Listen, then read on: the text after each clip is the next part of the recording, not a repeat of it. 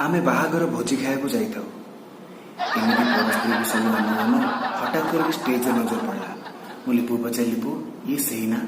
लिपू कहला हाँ भाई।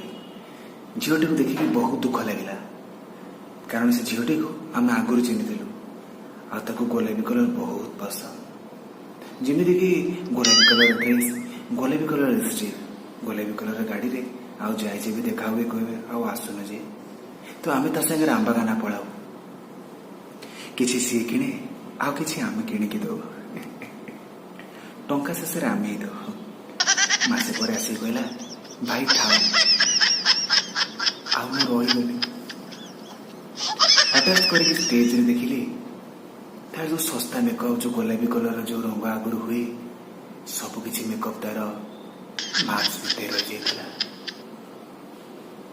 लिपू कहली पछ कथा को भूली जा खाइबारे फोकस आम 21 टका कारण आग पैसा तो फेर खाई भाई गोटे मटन प्लेट मो लगे दियो। हाँ हाँ आसी